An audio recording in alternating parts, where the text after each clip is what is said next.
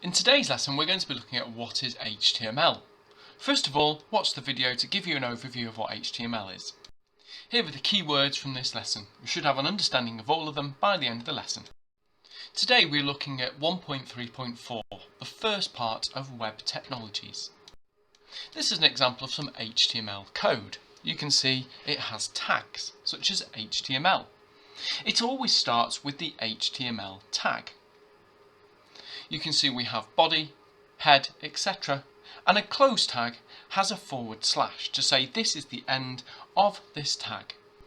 So you can see HTML is a title and you can see where our title ends. So as you've seen in the video, HTML is the structure of the website. It produces the layouts, the content and the fundamental building blocks. CSS is styling the website. This allows us to create various styles, and we'll look at this in a future website at why it's an advantage to do this in CSS rather than HTML. JavaScript actually increases interactivity, so it might produce forms and other forms of interactivity as well. Now once you've created a website, you might want some kind of database to remember data. If you're searching through data, it's great that you've got JavaScript, which adds some interactivity. You've got the looks and the fields and the structure sorted. But if you were to go and search for a holiday, you'd need some form of data storage which you could use to search through it. And you'd use something along the lines of PHP or MySQL to do that. Your program might have a lot more complexity, and you might need another programming language such as Python to work with this as well. If you think of Facebook and Google, a lot of these are programmed using Python, and there might be a lot more complexity sitting behind the website to produce you search results. Nowadays, you might even have artificial intelligence or other programs working with it. You could have TensorFlow or the teachable machine, so that you can have websites which have learnt from previous data. There are actually a lot of different programming languages which you could potentially use to program websites nowadays. It's not just limited to HTML, CSS and JavaScript, but generally they would be the base, and depending on what you're actually writing for would depend on how you do that.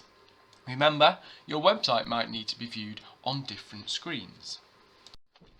Nowadays, with lots of different devices, it's actually crucial that websites are tested on all devices so that they work. And a lot of software allows you to do this automatically.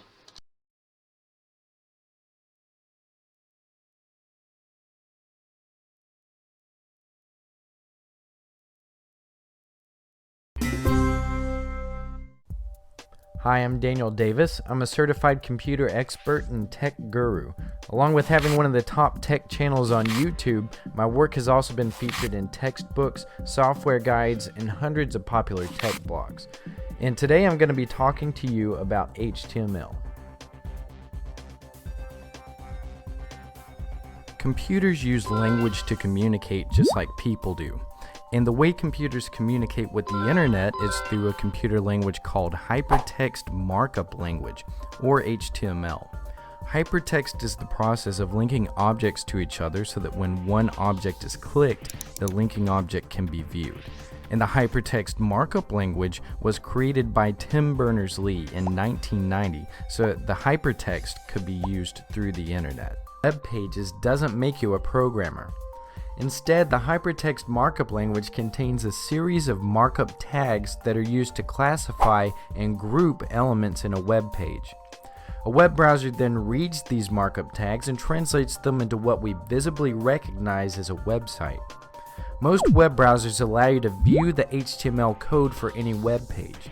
For instance, in Firefox you can hit Ctrl-U on Windows or Command-U on a Mac to bring up the web page source. You'll probably notice some words surrounded by angled brackets. These are the markup tags. All web pages must consist of certain markup tags before they can be legitimately considered web pages. These are the HTML tag, which tells the browser that it's reading an HTML page, the head tag, which contains scripts, the page title, and meta information for search engines, and the body tag, which contains the visible web page content. For the most part, each tag has a corresponding closing tag so that the web browser knows when to stop reading the tag.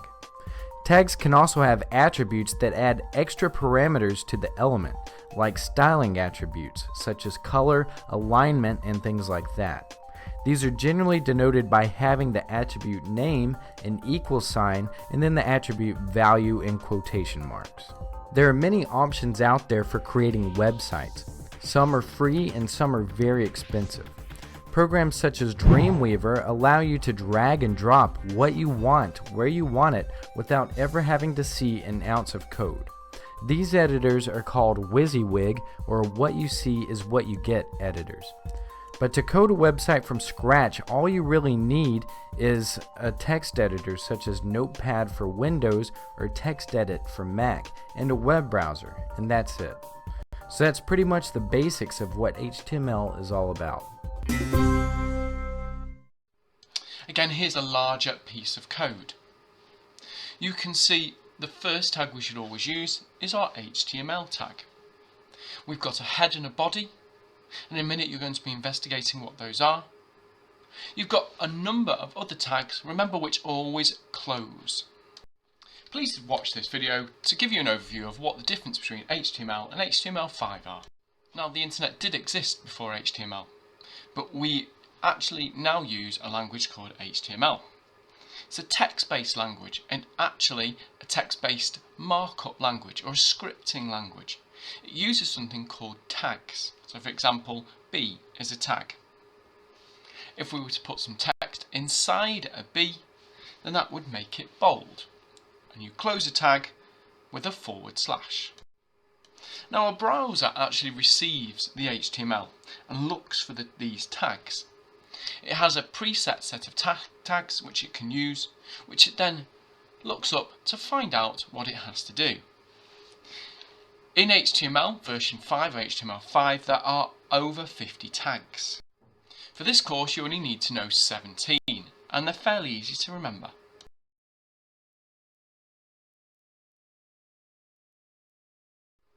We're going to be thinking about how to program using Trinket, Notepad, Dreamweaver and other online tools. Your teacher will give you a sheet looking a little bit like this. I want you to try out the tools and tell me what they do.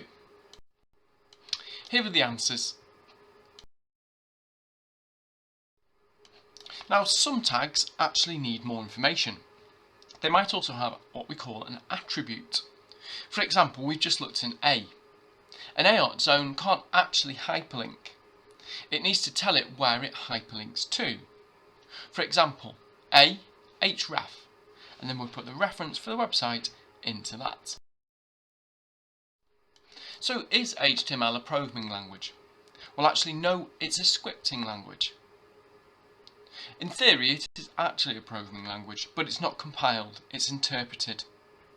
Can you remember what the difference is between the two? This means it usually runs slower than compiled programs, and it will do it one line at a time.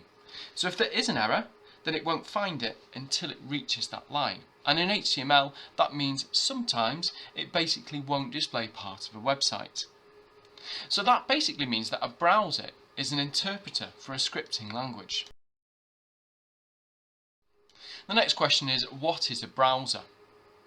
Well, software that interprets code into visual form, text, graphics or video. How many can you name? So in summary, HTML is hypertext markup language, and it's a way to view content on the internet through a web browser. It's a text-based language which uses tags to signpost what to do. Some tags have attributes, and this stipulates more characteristics. But the browser reads the tags and renders the web page. Over to you now. Complete the tasks in the booklet, then try programming a website on Trinket, Notepad, Dreamweaver and online. For each one, explain the advantages and disadvantages of the programming method. Then, try and create your own version of a website. Your challenge is to make the world's worst website. Have a look at the example that I've given you. We're now going to have an example of Sabotage. Now, as we've been running Sabotage, you'll have noticed the websites will still run even if you haven't found the errors. Why do you think that is? And what are the advantages and disadvantages of this for a programmer? Try to predict the code. Write the code out with the tags in HTML to see what they look like. Your research task is to complete the following questions. Make sure you put these in your notes. Who are W3C? What's the purpose of them? What are the standards? Why are they needed? And are they actually recommendations or law? You might want to give an example of a standard, and you can find their website at the following link. Here are some examples of the standards you might see in web design. However, different companies might actually have different standards in web design. Let's now think a little bit about metadata. We will look at this more in a future lesson. So metadata is basically data about data. Tags always go inside the head element and are typically used to specify the characters, the page descriptions, keywords, who the author is, and settings. And sometimes these can be used for search engine recommendations.